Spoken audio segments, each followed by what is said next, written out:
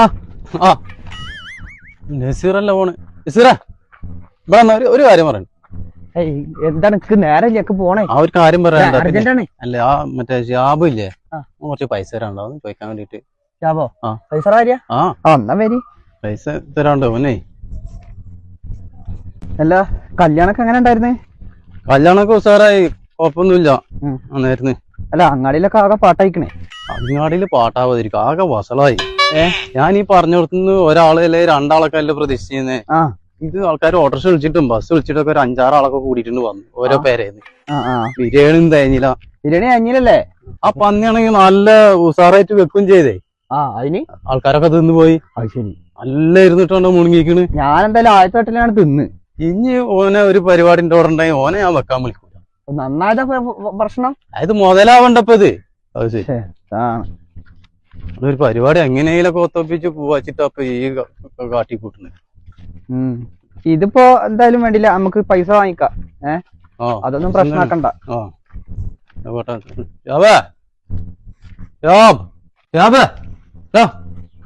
ഒന്ന് വിളിച്ചോ എന്നെ. ഇറങ്ങി വാ. എവിടെ വിളിച്ചിരിക്ക? നിങ്ങള് വാ, കേറിക്കല്ല ഒരു കാര്യം പറയാണ്ട്. നിങ്ങൾ പുറത്തേക്ക് ഇറങ്ങി ചെയ്യും. സംസാരിക്കാന്നേ. എന്താണ് എന്താ കാര്യം പറയാ? എന്താണ്?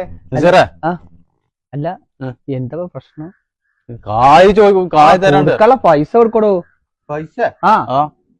എന്ത് പൈസ? ഞാൻ നിങ്ങൾക്ക് പൈസ തരാന്? എനിക്ക് പൈസ തരണ്ട. അല്ല എനിക്ക് പൈസ തരല്ല. കല്യാണം ഉണ്ടായാ? കല്യാണത്തിന് ഞാൻ വന്നീന്നല്ലോ. ഇജ് വന്നീന്നോ?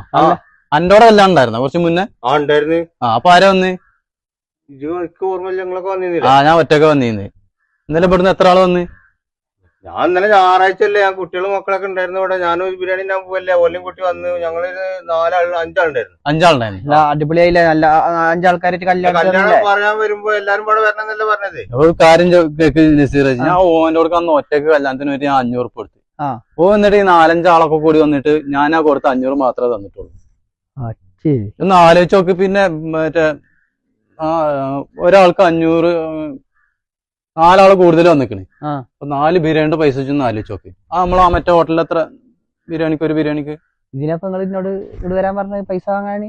പിന്നെ പൈസ മുതലാവണ്ടേ? നമ്മളിപ്പോ ഒരു കല്യാണം പറയുമ്പോ ഒരാളൊക്കെ പ്രതീക്ഷിച്ചിട്ടാണ് ഇപ്പൊ പറയണേ. അല്ല ആ 4 ബിരിയാണിയുടെ പൈസ എത്ര? നമ്മളെ മറ്റേ ഹോട്ടലിലേ ഒരു ബിരിയാണിക്ക് 150 റുപ്യാണ്. 150 റുപ്യ ഉണ്ട്.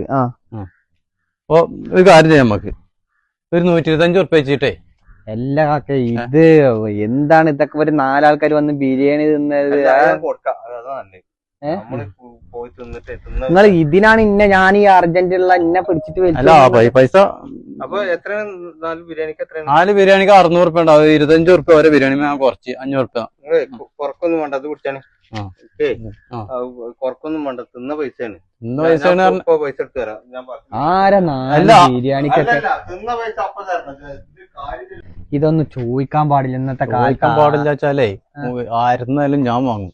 ഇത് ഇങ്ങോട്ട് നോക്ക്, ഇതൊക്കെ അതേമാതിരി വന്നവരെ ഇഷ്ടമാണ്.